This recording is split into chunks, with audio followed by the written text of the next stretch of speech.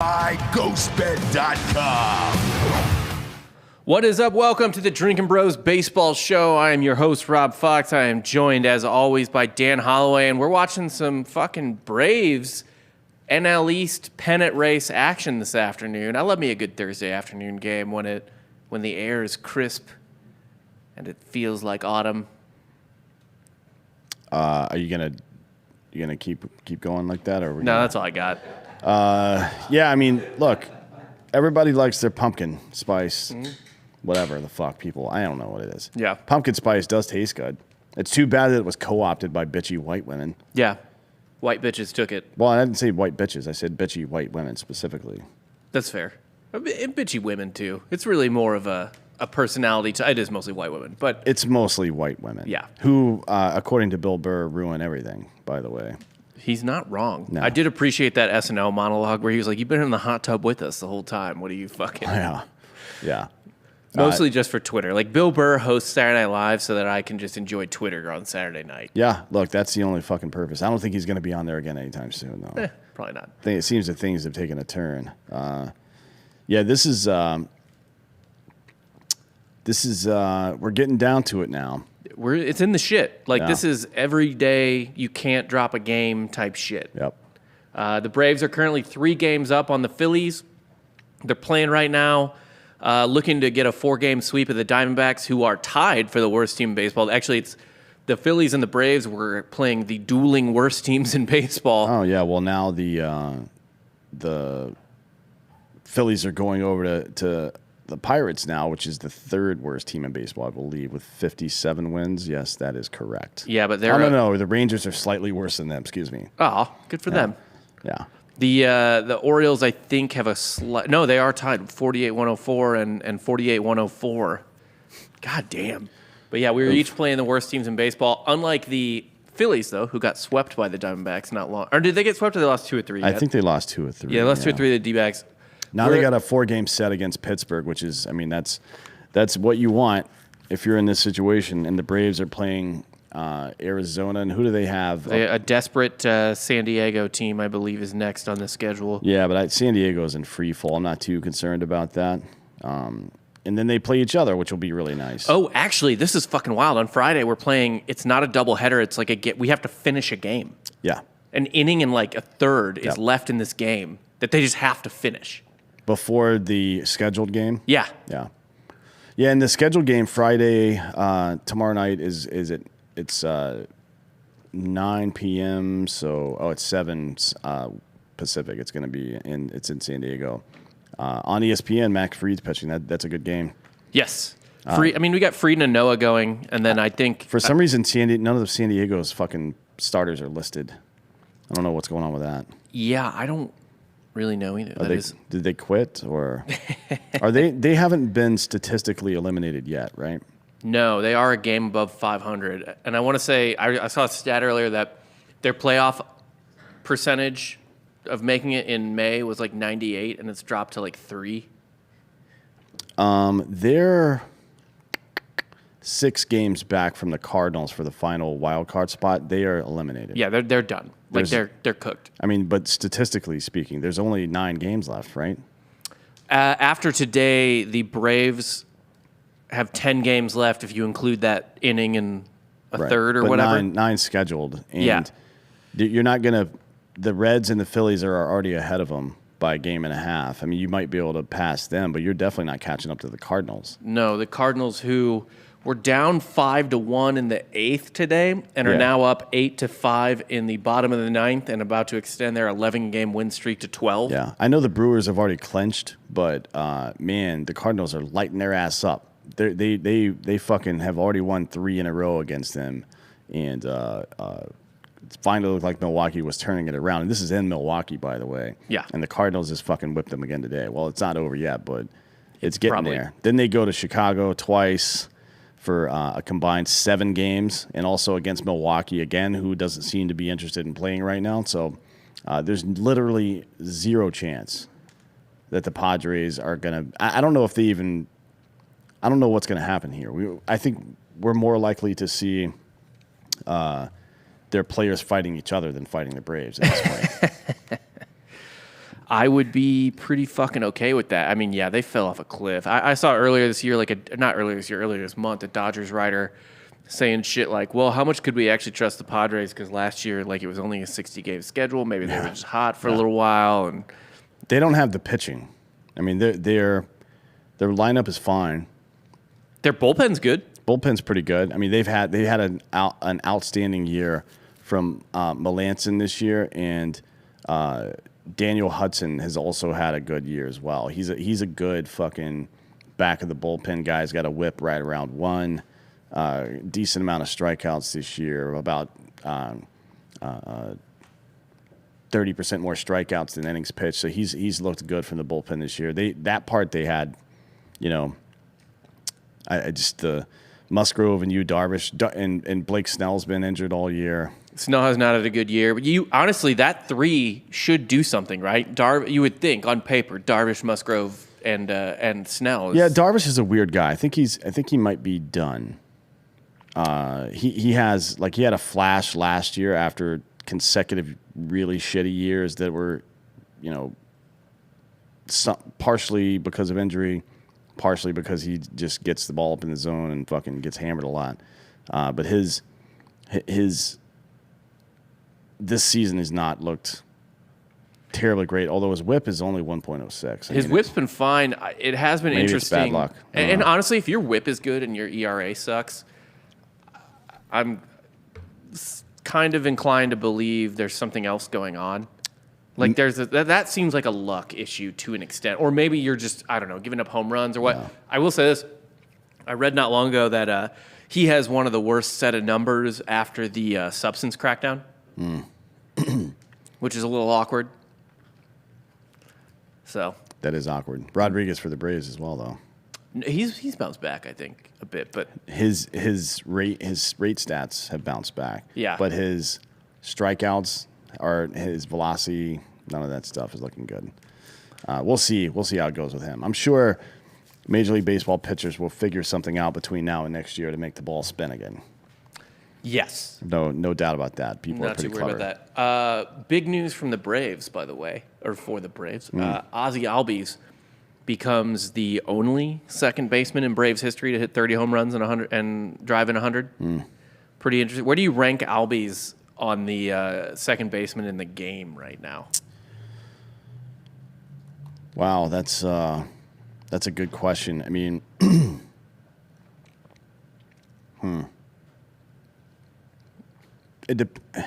Adam Frazier is a really good player. He's had a good season. I don't know. I haven't really paid attention to what he's done since he went over to San Diego because it's been a kind of a shit show over there. They have a hilariously losing record since trading for him. Yeah. Although I don't really know that that's his fault. I can't imagine it's him to blame there. Right. But, yeah, he's a pretty he's a good player. I think Albies is probably third behind Altuve and Semien. So this is where, Semien I think is kind of the clear number one, and Altuve is still really fucking good. Yeah. It won't help his case if the Dodgers just keep playing Trey Turner at second base. Yeah, no shit. That's going to kind of bump Albies down the list a little bit. Here's what's fucking wild, though, by the way. So in terms of wins above replacement, because Albies is a good defender, he's like 7th. But for WRC+, so we're just talking hitting here, right? The guy with 30 home runs and 100 RBIs, he is barely above league average. Yeah, it seems like he's at 107, and it's literally purely on base percentage driven. Yeah, I mean, look, he doesn't really strike out all that much. I mean, he's going to strike out 130 times this year, which sounds like a lot, but it's in the modern baseball, it's not really that much. It used to be, maybe, but yeah. He's his OPS for a guy that's a 30 home run guy is oddly low. It's just below 800. Like you would expect it to be above 800, I think. Yes. For a guy, especially that has 35 doubles as well. It's just. I mean, he's slugging almost 500. The slugging's there. He just doesn't fucking walk ever. And I think that's a good. There's been a lot of articles written this week about what the Braves should do about the leadoff spot moving into the playoffs. And I think people are happy that Jorge Soler is now in that spot because he's a guy. He's not particularly fast, but he works the count really well. Very well. And gets pitchers off to a rough start sometimes. Yeah. Just, everybody in their first at bat gets to see multiple pitches from the pitcher, and he's not a guy that you can go right after and just dump fastballs in there because he will hit that ball 500 feet. You know right, what I mean? and that's what's so great about Acuna in the leadoff spot when he's not hurt is you can't. And pitchers love to do this at start of games. You can't be like, just get an establishment fastball in there. Yeah. Right? You can't groove one. There's a lot of guys, even, even Freddie Freeman would do this. Like, there's guys that want to see pitches.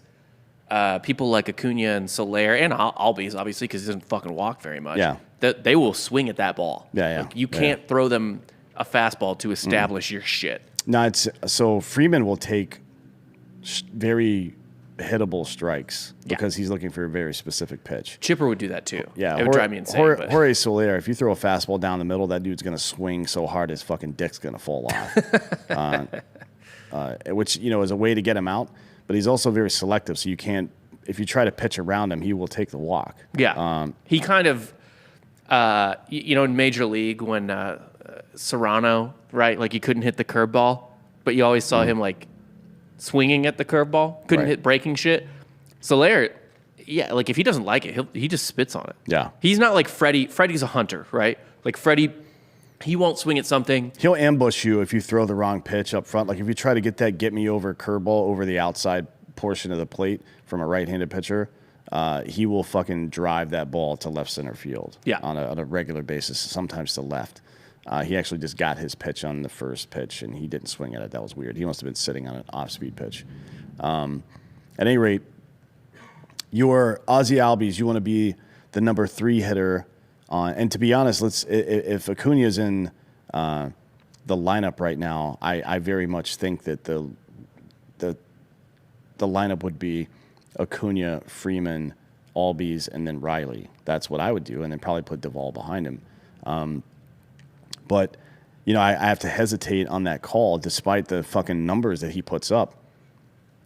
You can't have your number 3 hitter with a 310 on base percentage. No. That's bullshit. You got to get at least 340 or somewhere around there. I mean, that is untenable, especially if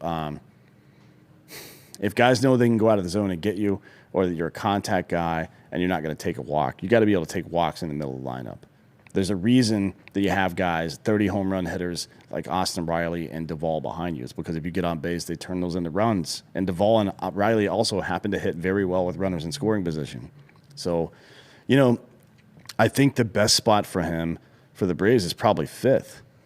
But that's not where they want him because he is capable of driving in runs. Quite a few. He's got over 100 this year. He puts up insane numbers. So his on-base percentage, Albies on-base percentage, goes up with men on base and with men in scoring position. Mm-hmm. So men on base is on base percentage is 366. Men in scoring position, it's 377. With no one on base, and this is kind of infuriating to be quite honest, it's 271.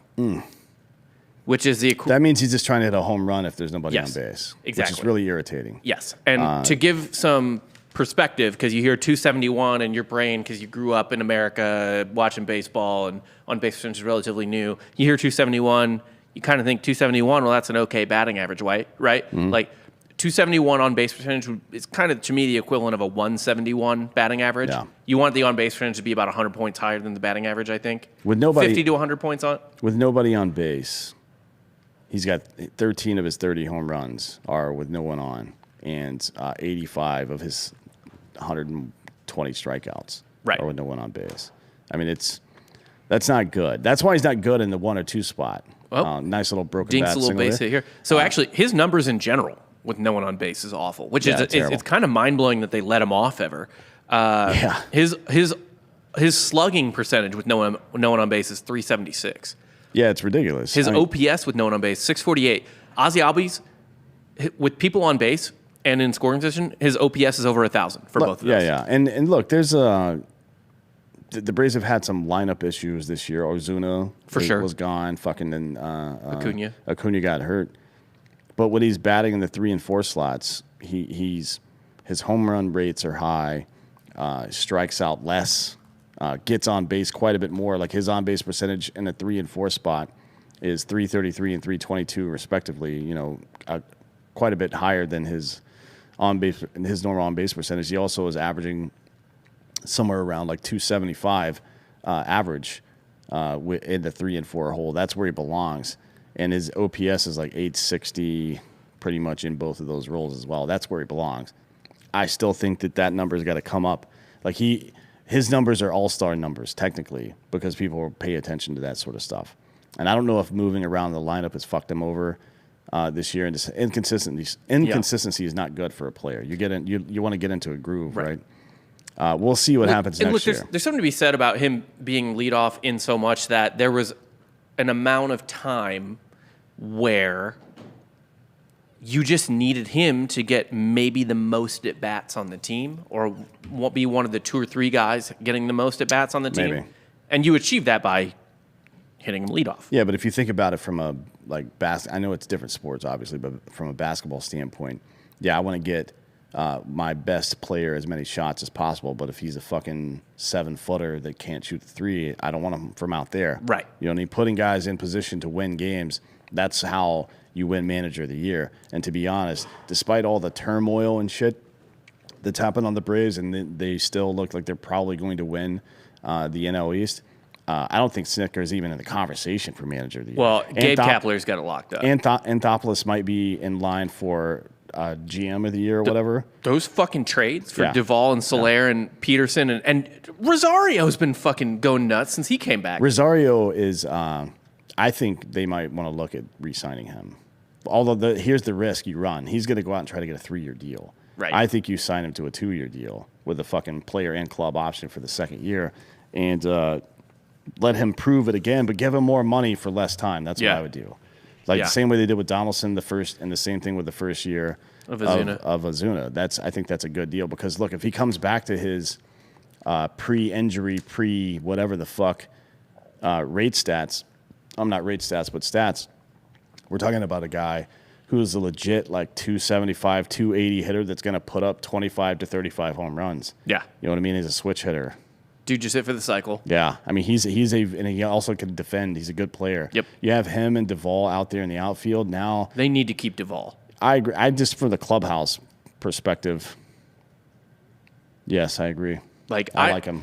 I was bummed they didn't keep Duvall last year, mostly because, but I understood because it's like, well, I mean, I don't know how you argue with those numbers Ozuna put up last year, and there's only so many outfield spots because they won't do the DH yet, but the DH should be there next year, so you you essentially have an extra slot for. You can run out an outfield of Rosario, Duvall, and Acuna, and then put maybe Soler in the DH spot or something like that. If you're gonna put somebody in the DH spot out of those guys, it would be him probably. Yeah. I don't know what happens with Ozuna, to be honest. Like he's still under contract for 2 more years, right? Yeah, I mean, worst case scenario, they just eat it. They have insurance on those types of contracts. Yeah, I don't know how it affects the cap necessarily, but the insurance pays, I think, 3/4 of the salary, so whatever. And you got to think they take insurance not just on injury, right? It's on anything that isn't team caused, I believe. Yeah, but who knows? I have a fun topic I wanted to talk about. By the way, yeah, a little bit. I don't know if you saw this the other day. A little bit of baseball ethics. Ethics, like unwritten rules ethics? Yeah, to an extent. It did involve a beaning. Oh, you're talking about the Kevin Kiermaier thing? Yeah. Did you see that? I thought it was funny. Yeah, so for those who don't know, during a recent game between the Blue Jays and the Rays center fielder Kevin Kiermaier slid into home on a hit, was thrown out from the outfield, tagged out by Jays catcher Alejandro Kirk. Mm-hmm. The thing that happened, though, that was interesting, there wasn't a dirty slide or anything like that. Kirk, like most catchers and most players at this point, carry a card on them. Mm-hmm. You see the outfielders checking them all the time, where to position, the infielders too. Sometimes it's on a wristband, sometimes it's inside the hat, whatever. I believe Kirk had it on his wristband. Kirk did not notice that during the play, during the slide and the tag or whatever, the card fell out of his wristband. It's the same thing as like the quarterbacks have, you know? The exact same fucking thing. And that's for a catcher. So for an infielder and outfielder, it's just where to play. Yeah, but for a catcher, it's like how to pitch each guy on the lineup. Yes. Which is, to be honest, is it really a secret? No, they probably know how they're being pitched. I'm pretty sure that fucking Freddie Freeman knows exactly they're going to try to go high and inside on him. Yeah. No, it might be useful information if you're facing a new pitcher from a different league who just came to that team, right? You're not familiar with that guy. Maybe, yeah. But you're playing a division rival. They've seen each other a lot. It's fucking September. Either way, Kirk didn't see that his card fell out. It fell almost literally right into Kiermaier's lap. Like, honestly, look up this video on Twitter if you haven't seen it. It's fucking hilarious. It falls into Kiermaier's lap. Kiermaier looks down, sees it. He's like, oh, shit. Looks around, and then, like, picks it up. And you can see him, like, looking around. Like, it's like someone finding a $5 bill that someone else dropped. Like, saw the other person drop it, and they, like, are making sure they're not on, like, a TV show or something. Yeah. Like, but he was on a TV show Literally called Major League fucking Baseball. Idiot. I don't think it's cheating necessarily. I think it's kind of, I think it's counterproductive. If I'm a good hitter, I don't want to be told what's coming because you train. the Astros might disagree with that. They can disagree with all they want, but so people want. I mean, they have a ring to prove that knowing what pitch is coming is pretty good. Yeah, like in certain instances, against a guy that throws 104 miles per hour, for example, it might be nice to know when a curveball is coming. Right. You know what I mean? But for the most part, I don't think you want to have that be a strategy because then you will develop habits that you cannot exercise when you don't have that information. Like a lot of dudes, they want to know location but not pitch type. Yes. Because it's very hard to train yourself to see the spin of the ball or see the arc of the ball and stay back on a breaking ball. Mm-hmm. Like it just has to happen, right? That has to be muscle memory. Staying back on a breaking ball, by the way, they tried out Morton for the seventh, who has been dealing the Braves, but Snitker's pulling him out after 2 consecutive base runners. Second guy got a base hit. I forgot what happened with the first guy. Same, and it was on the same pitch, a curveball that hung up in the zone. Yeah. I don't know why you don't just throw 97, but I'm not sure at this point in the season against the Diamondbacks why you're running your oldest and best starting pitcher out for extra innings when you don't need to be. Yeah, I don't know either. But on this Kiermaier thing, I wouldn't want that information necessarily against the Blue Jays in the regular season. That doesn't make any sense for me. But even then, I wouldn't want that information. Like if I was a football player and I came across the other team's playbook, I wouldn't want that either. You know what I mean? You wouldn't? No, because look, again, Bill Belichick might disagree with that. There's a certain level of stuff you can do with it in certain instances. So maybe it comes in handy in these individual moments, but when you start to rely on that shit, like who was it on the Astros that told the fucking trash can bangers to shut the fuck up? I'm pretty sure it was those guys. They were talking about. There was one of the guys, or maybe it's just maybe that's just a story I've heard from other people stealing signs. There are certain players who have, like Albert Pujols is one of them, that said it claims that Altuve didn't want the pitches. Yeah, this dude's wearing a fucking buzzer. Give me a fucking break. But that's what came up on Google. Yeah. No, I've heard Albert Pujols say before, talking about stealing signs and shit, that he doesn't want to be told because he just wants to naturally react to the pitch. Right. You know what I mean? And that's why a lot of guys say that they want, tell me the location if it's inside or outside, but don't tell me the pitch. Yeah. Because that's the one, inside or outside, you can adjust to on the fly. But the muscle memory of reacting to which pitch it is, I think, is the most difficult thing that anyone faces in Major League Baseball. Yeah. Hitting a round ball with a round bat squarely is the most difficult act in all of professional sports. And the most difficult part about that, in my opinion, is pitch recognition. Everybody knows where the pitch is going. People don't swing like it's an inside pitch when it's a foot outside. That doesn't happen. Yeah. But they swing way too fucking early, a lot, or late or whatever. So I wouldn't want it. I don't think it's necessarily unethical. Well, it's unethical to be stupid and drop your fucking game plan in front of the other guy. Right. Like, you did it. Fuck you. I think I think there's a certain amount of people that might be like, well, this is kind of like the Astros. They do a pitch. But, like, it's not even close. It's one game and one pitcher. Right. But also, if you drop, like, that's on the other team. Yeah. Right? Like, that's their fault for being dumb, or even if it's an accident, like, take the luck. It's right? it's unethical to let a sucker keep his money. That's what some fucking asshole used to say. And then they guy. beamed Kiermaier the next day in the 8th inning, which is that part to me was kind of silly. they also, by the way, went over to the dugout and asked for it back. That's funny. And then the Rays were like, no. Why would you ask for it back though? They sent the bat boy too. That's like accidentally telling somebody you're throwing them a surprise party and asking them to forget about. Oh shit, that's gone. Our bullpen's cool. All right, well, Webb is terrible, and he just let the tying run hit a home run in the bottom of the 7th inning there. Great. That, I got to say, you're a much bigger Snitker hater than I am. But I don't know who else to blame for that. No, Brian Snitker is always to blame for the Braves' troubles. They have a very good team, except for him. He is the worst manager in all of Major League Baseball, in my opinion. And it's because he's a fucking pussy. Jesus Christ. Yeah, that's a changeup right down the middle. Like, it could not... that's a batting practice fastball, basically. 82 miles per hour, right down the middle. I could have hit that ball 700 feet. It's... In Game 5 last year... What a gift. You have Max Fried on short rest. He's been your stud all year long, and you go with a fucking bullpen game, right. And you can close that series out right then. And by the way, one thing people forget about that too is going with the bullpen game. I think after you essentially got lucky in Bryce Wilson the game before, throwing 5 brilliant innings, with pure luck. Yeah, he's the worst. I honestly believe that Snitker is the worst manager in all of baseball. That series of events was not ideal. The only thing that even keeps me sane right now is that there's no outs, which is fucking also not ideal.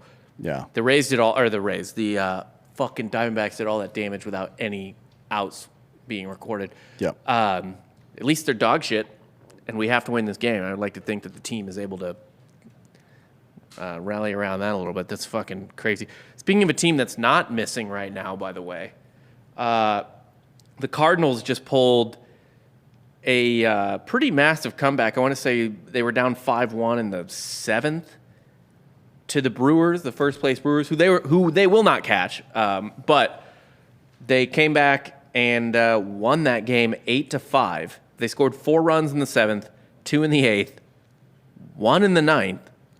Won 8-5. They tied the game in the 7th. I'm sorry, took the lead in the 8th. Goddamn, that team is out of its mind. Yeah, right they're now. on fire. Unfortunately for them, they're probably peaking too soon. But there's another extra base hit. Jesus Christ! That's a long double to center field there. Still no outs. It's the Braves bullpen. So, look, to be honest, even if they collapse and don't make the playoffs, that's not really going to affect me because I am completely sure that if they do make the playoffs, they are going to fuck it up. So, all it does is end the baseball season for me a little bit early if they manage to weasel their way out of here. I disagree. I think the NL's wide open this year, especially It's not wide open to a team that cannot finish ball games, though. Like 7 through 9 for these guys is a fucking coin flip every single night. Yeah. You're only going to win. You're going to win if you're really lucky. You win 55% of that, right? So maybe you win one series, but you're damn sure not winning 2. Your ticket to the playoffs is a lottery ticket, and for me, I'd rather punch that lottery ticket every year, even if they're not that good. I'd rather punch Brian Snitker in his fucking heart. His thumb Like, face. I want somebody to fucking open his chest cavity so I can punch him directly in the heart. I will say, the thing that makes me the angriest about Brian Snitker is I do like him, but He is a terrible manager. The manager I hate the most in baseball is Mike Schilt, the Cardinals manager. I don't even know who that is. He was the guy who, after the Cardinals beat us in the DS in the year before we made the COVID year, whatever, in 2019, he was like, nobody fucks with us. Nobody fucks with us. And this was because we got mad at the Cardinals for throwing at Acuna for celebrating a home run in the playoffs. Yeah.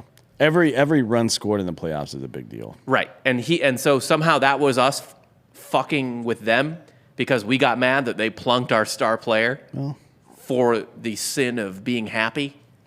But But anyway, I want to talk about how dumb Mike Schilt looks because he has the dumbest face I've ever fucking seen.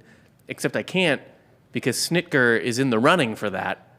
And it would be a pot calling a kettle a thumb. Yeah. Oh, there's another hit. Oh, no. He hit it too hard to be a hit. Nope. Oh, no, it did get over his head. Yeah, there we go. Cool, they're winning now. Well, he's really slow. Maybe they're not. Yeah, that's goodness. Nope, they're winning. Yep. Well, the Braves bullpen has managed to give up 4 runs while recording no outs in the bottom of the 7th. Against the worst team in baseball. Against one of the worst teams in baseball in a game they desperately need to win. That dude's eyes are way too close together. Is that fetal alcohol syndrome? What is that? Or SIDS? No, that's death. SIDS is death, yeah. Good Lord. Nice arm. What a fucking inning. Yeah. Fuck Brian Snitker. There he is. Oh, good. He's making a pitching change. Comes out and claps. Hey, good job, buddy. That didn't work? Oh, did that one not work? He's just going to fucking set an American flag on fire and throw it out on the mound right now. That's how much I hate this guy. That's how I see him, as people to burn the flag. That's fucking awful. Anyway, back to the Cardinals, because I can't talk about Brian Snitker anymore right now. You think they're busting their nut a little early? It seems like it. Yeah, I mean, you have to be, if you're a Cardinals fan, you've got to be concerned about a lot of stuff.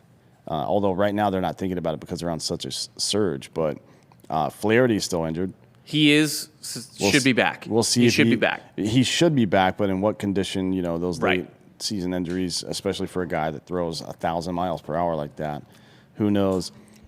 Not at all worried about Adam Wainwright. To be honest, he's having a great fucking season, fucking ageless. And he might turn into the Tom Brady of fucking baseball. To be honest, although Nolan Ryan was the Tom Brady of baseball before Tom Brady was born. True, I think. And Nolan Ryan didn't eat avocado ice cream. No, he did. He just ate fucking cows, I guess. He's a Texan. He probably, you were talking about this on fake news earlier. He probably has a John Wayne-esque stomach contents. Yeah, for just sure. all beef. Yeah. Wainwright is great. Giovanni Gallegos, since taking over, I guess, the closer role, has done pretty well. I mean, he's got a whip sub .9. That looks good. Rate stats are a little shitty, but not too concerned about that. He strikes out a lot of people, and he's been good down the stretch. But the rest of the starting rotation after Flaherty and Wainwright, I just don't know. John Lester, at one point, that would have been a big deal. Even J.A. Happ would have been like, okay, that's a good 4 guy. Lester's been good for the Cardinals. He has. But, how many miles are left on that arm? And once you get deep into the fucking playoffs and shit like that, I don't know. We'll see. By the way, Snitker finally brought in a competent reliever. Probably the guy you should bring in with 2 men on and no one out. Yeah. I would have gone with Matzik first. I mean, I would have. Honestly, I don't know. This bullpen is terrible. No, Matzik's good. The bullpen at large is terrible. So maybe, unless he can pitch all 3 innings that you need every night, then you're fucked. Yeah, well, I would probably put him in what would have been at that point the highest leverage situation. Yeah. You got to. You can't trust any of these other guys. Yeah, I mean, Will Smith is absolute dog shit, and I really don't want him on the team anymore. I don't want him. I don't want that Luke Jackson kid. I certainly don't want Webb. Webb has given up like 2 game-winning home runs this year, I think, if I'm not mistaken. Yeah. These guys are all terrible. I like Matzik. I like Rodriguez. We'll see about Rodriguez. Jury's out on him for me, but he's done pretty well with the Braves. Wow. Bunted. Very nice bunt. Yeah. Good stuff. Got to stuff. assume they're going to get another run here. Well, you need a pop-up or a strikeout, obviously. And he's going to pitch to that effect, which is, this is what I love about baseball. It's the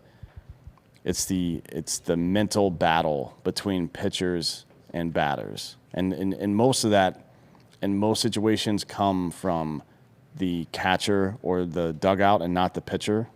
Not a lot of pitchers are in charge of what they throw, and you know what I mean. Like it's Maddox for sure, but not everybody's Greg Maddox. Right. Typically, veterans. Yeah. Right. Like Kurt Schilling used to not even give signs. He would wait for the hitter to look away and then mouth what pitch he wanted to throw to Veritek, especially in Boston. Sometimes Zach Greinke will just tell people what he's throwing. Yeah. Well. Matzik just threw a fucking 96-mile-per-hour fastball about 12 feet high. Luckily, Darno's got some ups. This dude's head's too long. His head's too tall. That's weird. You don't think that's partially aided It by could be the beard? hair, yeah. Yeah, I think the beard. He's got a kind of a almost And the beard, yeah. and it's well groomed and extending out. It's almost like a royal beard. Yeah. An ancient royal beard. Boom. That's a run. That is a run. At That might be least two. one. No, it's Just one. Bummer. Yep. There we go. Sweet. Solaire doesn't even bother to turn around. Delco Dan celebrating he's off screen. I celebrating. guess somebody cares about the Phillies finally.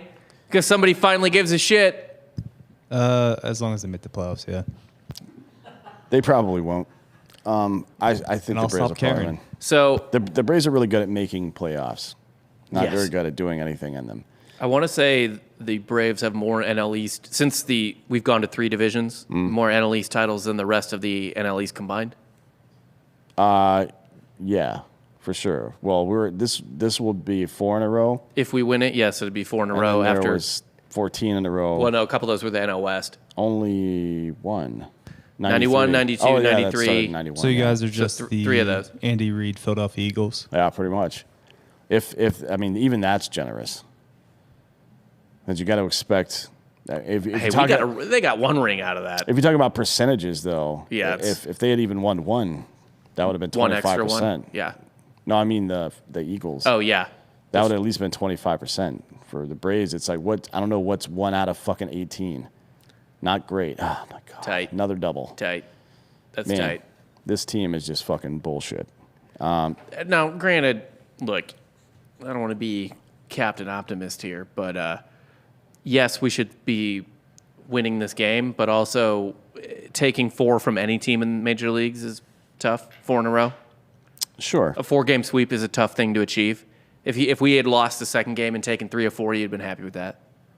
But I mean, you want more now because we were winning 4-1 in the fucking seventh inning. What I want is, when you have your ace pitching, I want you to take his fucking lead through the last 3 innings of the game and get him to win. That's how baseball works. Yeah. And the Braves are really bad at it. So if football is offense, defense, and special teams, baseball is offense, obviously, but then 2 elements of pitching, right? Yeah. Starting and the finishing of pitching. They're good at the starting. They're one of the 3 things. If you're really, really bad at it, you can't win. If your defense is terrible, no matter how good I think Kansas that's City's, the one overcomable thing. a bad defense in the Yeah. NFL? No, in baseball, I meant. Oh yeah, baseball for sure. But I don't even that shit doesn't even count. I don't fielding percentage. There's no correlation between the highest fielding percentage and winning divisions or World Series or anything like that. It just doesn't exist. But anyways, the Braves are at one of the core things about winning in Major League Baseball. They're really bad. Maybe, Bullpen? yeah, they're really bad at it. Both the actual on-field quality and management thereof. Mm-hmm. It's really like a double. There's only so much you can. There's only so many ways you can polish a turd or whatever. But there are ways, I guess, to make that turd look a little prettier, and we don't even do that very well. Yeah. I want to get back to the Cardinals for a second because there's 2 things that are interesting to me about the Cardinals. One, even though I just said defense isn't, you don't need a good defense to win in baseball. I mean, it helps a shit ton, for sure. But it's very overcomable compared to other sports, especially like football. The Cardinals are interesting. They actually have the most defensive runs saved in baseball by 20 runs, which is a shit ton. Yeah, it's a lot. The other thing that's interesting to me, they are definitely going to make the playoffs. They're definitely in the wild card game. What's funny and fun to me about this is over the course of the current era of baseball, call it the last 8 to 10 years, whatever, trailing eight years, they have been 2 things. They have been the kryptonite of the Los Angeles Dodgers. Year after year, they are the Dodgers cannot handle them, and Clayton Kershaw in particular, his shitty playoff ERA is in large part due to inferior Cardinals teams devil magicking the Dodgers. The other interesting part is their kryptonite has been the Giants. And The Braves? No, the Cardinals. They are lined up to face the Dodgers, and then if they beat them, the Giants. Well, we'll see, won't we? It's kind of answering better. I mean, first off, and by the way, I want to know what you think of this too. The Dodgers in the wild card game, they got to go Scherzer, right? I don't know. Walker Buehler's pretty good, man. I mean, and Urias is leading the league in wins. I don't know that you have a bad answer to that question. But you do have a best. You might have a best answer too. If it were me, I would probably go with Scherzer. Yeah, he's the best, but I don't know if there's a bad option. And they're lucky to have that. I mean, they can run him out in that game and still have two legit number ones behind him. Nobody else. Well, and Kershaw should be back by We'll then. see. I don't trust him in the playoffs. I don't either. To me, he's a 3 or 4 guy in the playoffs. Remember what Affelt told us? Or no, were you not here? Were you here? No, for I Affelt? wasn't here for that. Affelt told us he didn't buy Kershaw's playoff performance last year because it was a 60-game season. And he said the reason that Kershaw has been shitty in the playoffs is because the guy's got no stamina. Well, maybe he'll have it this year since he sat out all this time. Maybe that's why he's been out this long. It's not because he's actually injured. That's a decent theory, to be honest. Yeah. I do enjoy that conspiracy theory. Well, While we wait for the Braves game to come back, I do have another fun statistic for you. Shohei Ohtani tied another amazing Major League record. Shohei Ohtani, the presumptive AL MVP, unless Guerrero gets the Triple Crown, but I still think it's Ohtani. 13 times this year, Shohei Ohtani has hit a home run, and his team has lost by 4 or more runs. that's kind of a dubious statistic. Yeah, he just tied Sammy Sosa for that. Sosa, who was hitting, by the way, 20 more home runs a year in the eras that he was doing in this. Sosa did it in 99. So Sosa essentially had, I guess he probably had some 2-homer games. And so does Ohtani. But I'd call it like about 20 more games that Sosa did that in. And Ohtani's already tied him. You got to think he's got a good shot to break this record, even though there's only 9 games left. Well, any home run he hits is probably going to be in a game they lose because they fucking suck. Yeah. And they've given up now. I mean, to be honest, if they even keep trotting him out, I think the only reason he's still playing right now is to get more statistics. What else? Why else would you continue playing the guy? Why would you do? Apparently, they started him on Sunday, I guess. I don't know. I didn't watch the game. But the story was that maybe he's starting this upcoming Sunday. The story I heard was that they were going to maybe shut him down for the season. Pitching-wise. Pitching-wise, yeah. Which would be the appropriate thing to do. And then bring him back as a closer next year. Also. Have something weird going on in this Braves game, by the way. What's that? Eddie Rosario is pinch hitting in the number 5 spot for Adam Duvall. That is weird, yeah. I really hope he's not hurt or anything. I kind of think, not the end-all, be-all, but Duvall getting hurt in the NLCS last year was brutal. Yeah, I feel like low-key brutal. Not we only had like 1.5 starting pitchers, so it wasn't all that. It wasn't like Duvall was the hinge on which the series swung, but not ideal. But yeah, Rosario's pinch hitting for Duvall here, and that's a little weird, a little troubling as the Braves tried to claw their way back. Maybe it was just a lefty-righty matchup, and they have something else planned for the pitcher spot. Maybe they're going to do a double switch for the pitcher spot or something. It's hard to say. Put in, Jock Peterson as well? You know what? The Diamondbacks may not have a whole lot of lefty relievers. Yeah. No, that might make sense, especially because they had... Because it's the day game, they had, I think, Heredia in center field today. So they were trotting out a defensive guy, probably just to give him some extra reps. Yeah. Because they didn't think they were going to blow a lead in the fucking 7th inning to the... Ooh, that's a rough call to the on a D-backs. catcher, man. Yeah, we'll see. It looks like Ohtani is scheduled to pitch Sunday, yeah. And that'll be his last start of the season, presumably. I don't know. Why even run him out there? If you made it this far without a major injury and he's only got 1 start left that's meaningless, just fucking skip it. You're playing for the MVP at this point. Fuck that. You're playing to get any kind of positive press. What else do they have? Nothing. Nothing. Just admit that they have nothing and move get on with another your MVP. life. Dude, by the way, Well, could this be the most MVPs won in a span of least playoff games won? Least postseason game won? You mean between him and Mike Trout Yeah. over a decade period? Yeah, probably. I mean, to be honest, Mike Trout could win MVP any season he plays a full season. Yeah. I mean, he probably should he because was- he's like a 10 WAR guy every year. Every year. He was robbed. I don't think he was robbed of the year Miguel Cabrera got the Triple Crown. No. Even though he did have the higher WAR. But Yeah. he was. I think Cabrera did steal one from him. Maybe the one after that, yeah. But whatever. There can't be anyone else That was ugly. unless Hank Aaron was racking up MVPs while the Braves were dog shit. Yeah, maybe. I don't know how many MVPs even won. Darno strikes out there. We got Dansby up. Dansby needs to. I think you were saying this earlier. Dansby is the one last guy. Yeah. Gotta get 30 home runs. He's at 26. It's not going to happen in the next 9+ games. He's a streaky guy. Yeah, maybe. Maybe he hits 4. Yeah, Hank Aaron only won one MVP.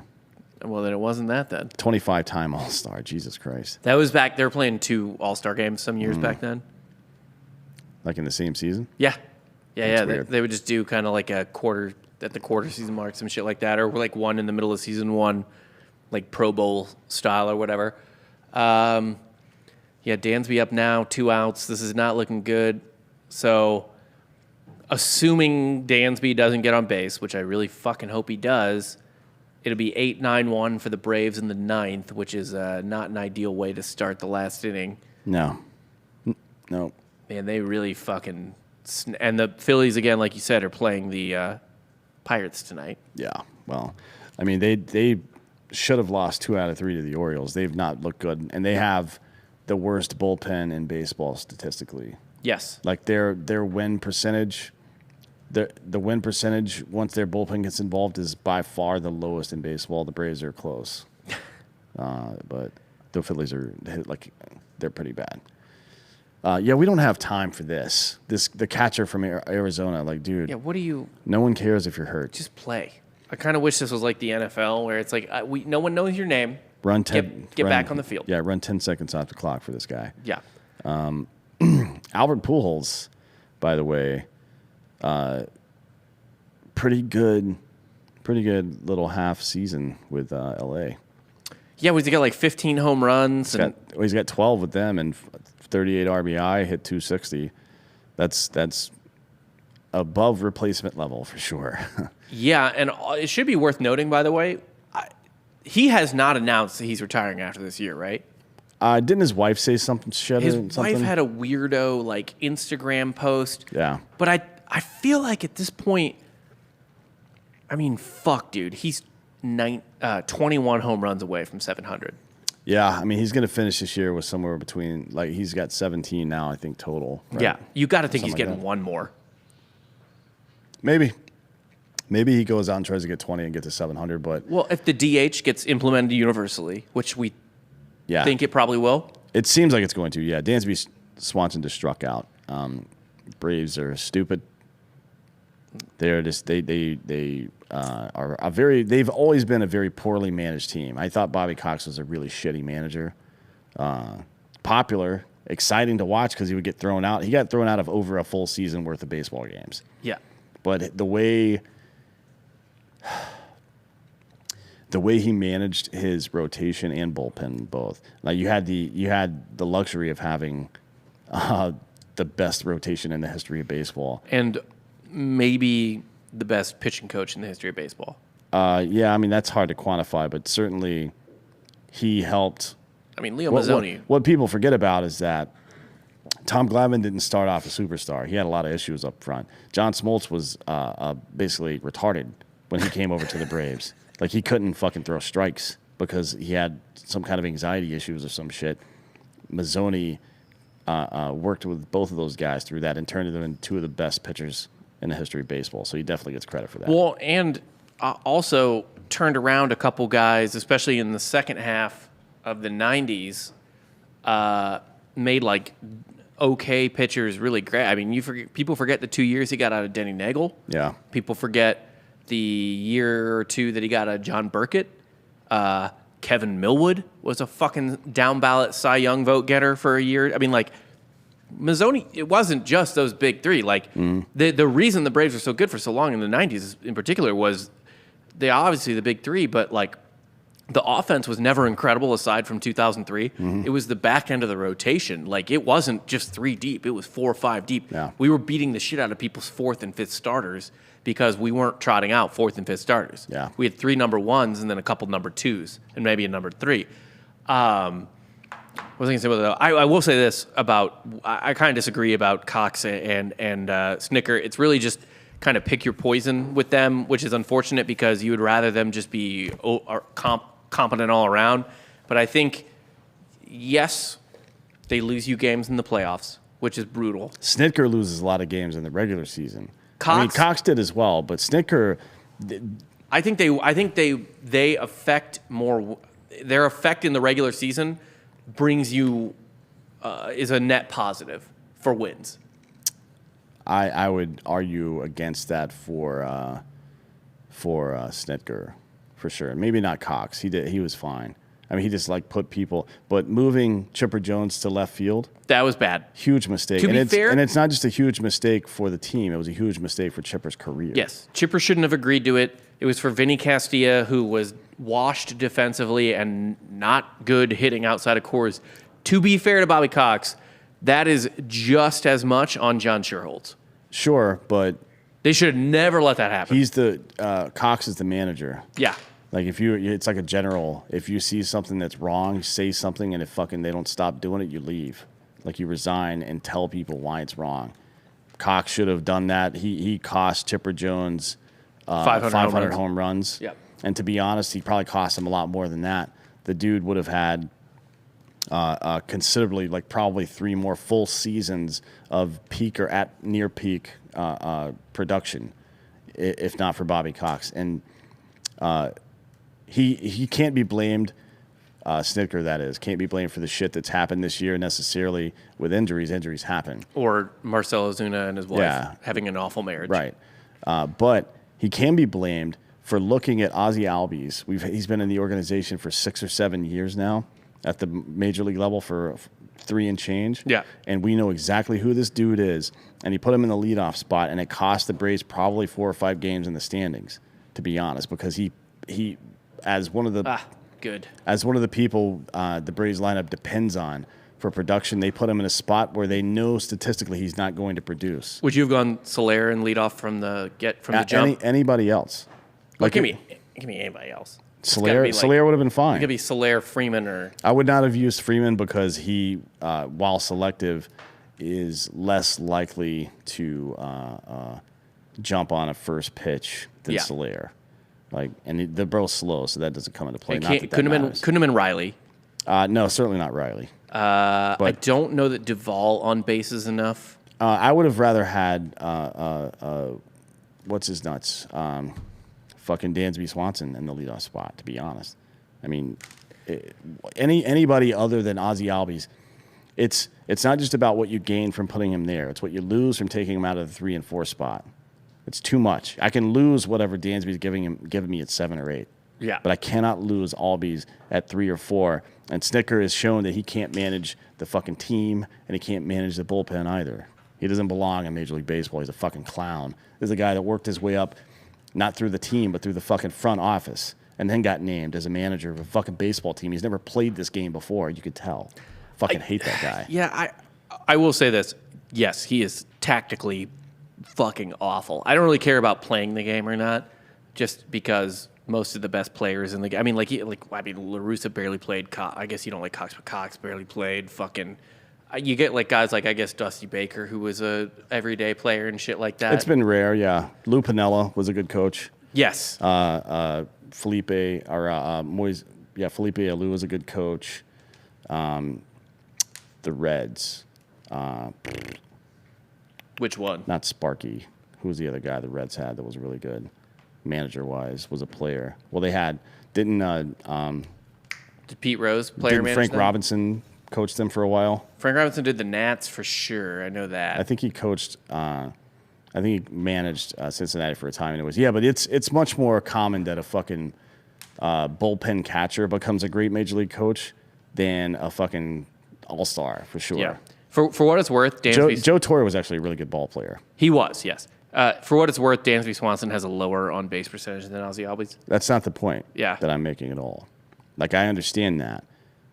The point is that you cannot give up what he gives you in 3 and 4. You can't. It doesn't matter how good Michael Jordan is at shooting 3-pointers. You wouldn't make him a fucking Ray Allen. Right. You know what I mean? Yeah. Like, you lose too much by taking him out of his core competency. And Dansby is actually pretty good at adjusting to things. I don't think Albies is kind of narrowly focused on just one thing. I don't know. I thought that was a huge tactical mistake. I mean, you could look at anybody's career, I suppose, as a manager and pick out a thing or two that makes it seem like the rest of their career was unsuccessful. But with Cox, it was something that fucked up a dude's career. One of the best baseball players in the history of baseball. It fucked him up in the prime of his career. That's a huge mistake to make. And it showed up time and time again in the playoffs. A lot of these guys don't get exposed because they don't get the opportunity to. Yeah. Right? It's just the way it is. We have an announcement real quick, by the way. Oh, somebody pregnant? No. Nick's pregnant. Thank God. Nick, you pregnant? Oh. Yeah. Oh. Nick is pregnant. We got some fancy baseball prizes to show off. Oh, yeah. It's the finals this week. Shout out to Robert Rizza for beating me on some really lucky bullshit / literally just getting the tiebreaker on having a better record than me. Well, Shit happens. I should have won more games than the regular season. Rizza, yeah, you should have tried harder. rooting for you. I should have. Effort. You sound like my dad. San Diego's about to, well, they're down 5-4, by the way, to the Giants right now. But we have some prizes. I haven't assigned them to the leagues yet, but these are the prizes. In case someone's wondering, signed a lot of. I feel like the theme here is cocaine. Yeah. Signed Doc Gooden, New York Mets road jersey. Boom. This is all verified. If you've ever played our fantasy leagues before, we don't fuck around. These are all very expensive, very badass gifts. So signed Doc Gooden cocaine jersey. Roger Dorn, Major League.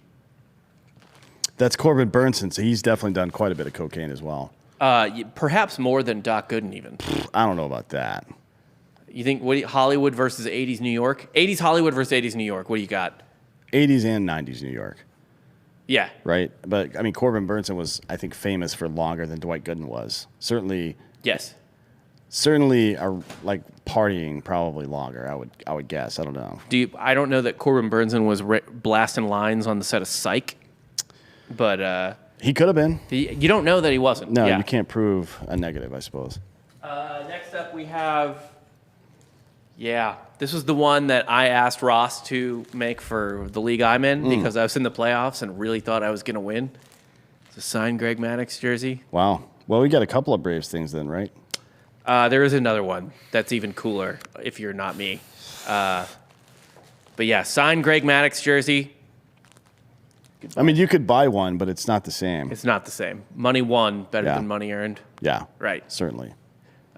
Goodbye, sweetheart. Oh, holding upside down. But yeah, Maddux, arguably the greatest pitcher of all time. What do we got next here? Oh, this is a good one. Signed Boston Red Sox home Wade Boggs jersey. Oh, wow. That's So a good one. The theme, aside from Maddux so far, is inebriants. Yeah, because he drank like 70 beers or something on a cross-country flight. Yes, which I fully believe. Yeah, for sure, yeah. His face has been red for 35 years. I mean, even though it doesn't seem possible, you almost had to assume when the Yankees beat the Braves in the '96 World Series and he hopped on that police horse, Yeah. that he was drunk Yeah. somehow. Well, look. Through Christ, all things are possible. Actually, we have the opposite of doing drugs and alcohol. Oh, yeah, we got the Merman, Dale Murphy. Yeah, the Stormin' Mormon Dale Murphy Yeah. signed Braves jersey here. This is a throwback 80s. This is a pullover. I'm not sure what the other ones are. Some of them are pullovers, I think. The Mets but- one probably is. Yeah, this is a That's their best jersey anyways. it is.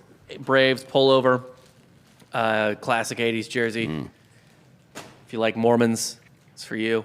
Or, baseball. Yeah, or baseball. Either way. Here's the king of cocaine, Darryl Strawberry. He was pretty good at it, yeah. Yeah, I think he was better at it than Gooden. Maybe, yeah. Gooden, look, he had more time off probably because He only pitched every 5 days. Yeah. But Strawberry was hurt more frequently, so maybe that played a role. I don't know. I just enjoy that they were blasting off in the locker room Yeah, during dude. actual games. I think it's cocaine is like baseball and cocaine. That's got to be weird. I've never even tried that. Maybe I'll do that. We'll have a Drink It Bros softball league or some shit here, or we'll join a league and have a team in it, and I'll do cocaine before every game and document the process. But you have to be doing it. You can't just do it before every game. The game's too long. You will come down in like the third inning. It depends on how much cocaine you do. Well, that's but what I'm saying. Like, you need to be doing it throughout. I'll do bumps. Yeah. Yeah, you need to be doing. I'm not gonna rip rails off the fucking dugout seat as people's families are watching us play softball, but I will do bumps in the outfield. Yes. For sure. Yeah. I'll get one of those little bullets. Actually, who is it? Fuck. I wish Brittany was here. She would be able to tell me. One of the high-end purse companies has. Oh, that's an out. One out. Was that Adrianza? Great. Why was he? He was the one I think playing center field. So Adrianza was in there for defense. Yeah. So one of the high-end. It's not. It's one of the young people. Not coaches for old ladies. Not Kate Spade. Nope. Like Louis Vuitton. Yeah, Louis Vuitton has a jewelry section. And apparently they have a number of jewelry items in which you can hide cocaine. Oh, that sounds right. Yeah. Yeah. So that's kind of where I'm going with that. I'm going to get a fucking Louis Vuitton necklace. Actually, I could go to Assholes Live Forever. Linda Feingold, FINEGOLD.com. Jock Peterson's up, by the way. Yeah, so we got one out in the top of the ninth. Peterson is pinch hitting in the pitcher spot. We get him on. Soler is up. Or if he gets out, Soler gets on. Freeman's up. So this game's not over. Yeah, there's something to be done here. But yeah, I can get, if you go to Assholes Live Forever, they sell certain kinds of paraphernalia that I might be able to use to dust up while I'm out there in the outfield. Oh. That's gone. Nope. Oh, damn. He hit that off the end of the bat. He got confused too. That was weird. Yeah, that was weird. Maybe Damn, I thought he must have hit that way off the end of the bat. Did you see the right fielder there? Is that Calhoun? Who is that? He might have just broke back because he's terrible, though. Maybe. I mean, he did break back. Yeah, he broke back. Well, broke back mountain. Yeah, this is terrible. Just the Braves are fucking such a disappointment. I would rather have not. I honestly would rather not even make the playoffs than see performances like this. But we'll see what they do. There's still plenty of time left in the season. There is. I mean, look. They may so fuck it up entirely. If the Phillies lose tonight too, we're still up 3 games. Mm-hmm. And they're playing the Pirates, so yeah, feels right. But I mean, all it really comes down to is the series against the Phillies. Well, the series against the Phillies is going to be big because even if we end up like the best the Phillies can do right now, going into that series is being up 1 game. Right. And the worst the Braves can do is exist. Their bullpen's here. Although, again, Phillies bullpen is even worse. Yeah, let's not talk about. I mean, this is like the shittiest division. Competition here. It is. I was watching Ian Kennedy try to close a game out the other day, and I'm like, damn, this dude sucks, man. What is happening here? It's fucking excruciating. Like, he wasn't accurate. He walked like 4 or 3 people in a row, I think, didn't he, the other night? Yeah. Terrible. Not ideal. No. Speaking of 1 and closers. 2 on Soler, and all right. Else. Speaking of closers, by the way, got another Braves legend here. You want to guess which closer?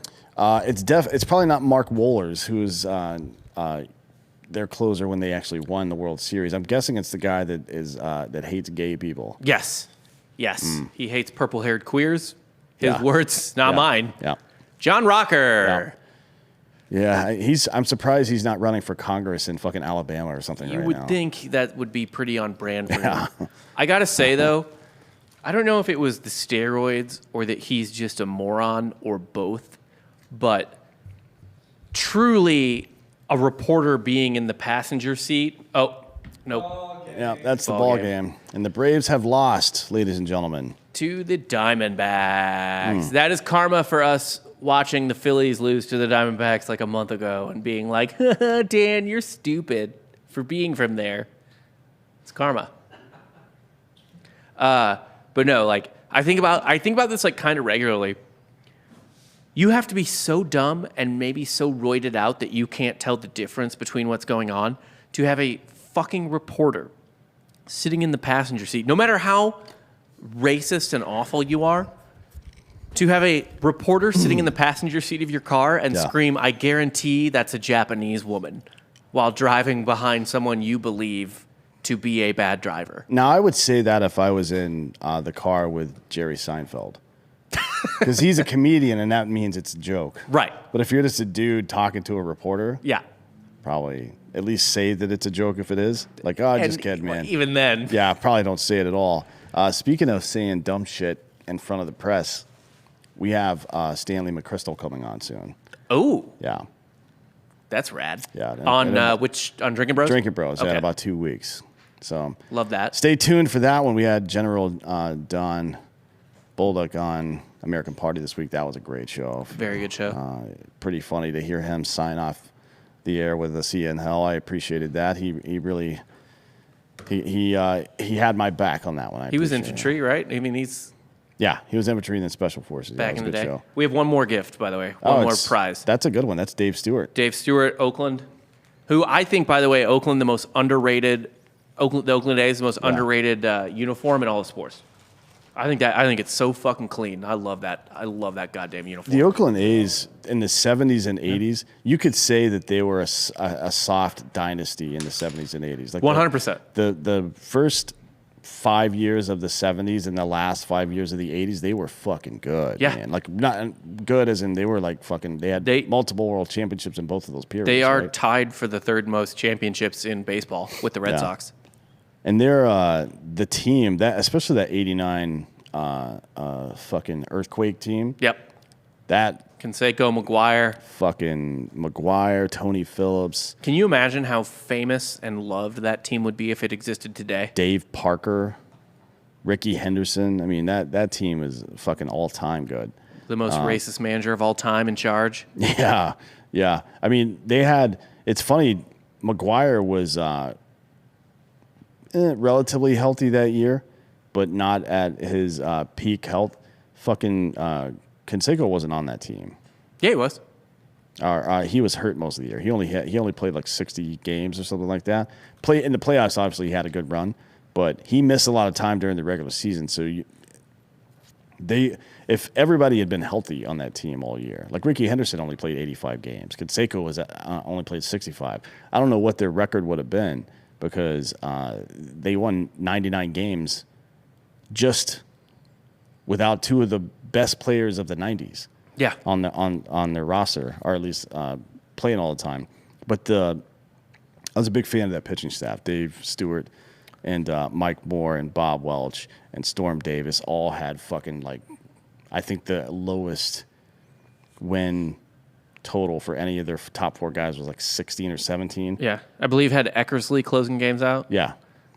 So what they lost in 88 to the Dodgers. Yep. Won in 89 against the Giants, and then lost in 90 against the Reds. Yeah. That was the year 88 was when Oral Hershiser, what did he have, like 58 and a third consecutive scoreless innings or some shit like that? Something crazy like that. Man. Well, and they suffered Kirk Gibson's broken leg home run. Yeah. Yeah, that was rough. Well, yeah, that's still tough luck for the third most winningest team in baseball history. But they won, 71 and 72? They were, I would say, a legitimate dynasty in the 70s and then kind of a mini dynasty in the 80s. I mean, 3 World Series in a decade is a fucking dynasty as far as I'm concerned. I agree. Anyway, that's all we got for today. Fuck the Braves. Yeah. Fuck me. Yep. I agree with all those things. Yep. And fuck all of you.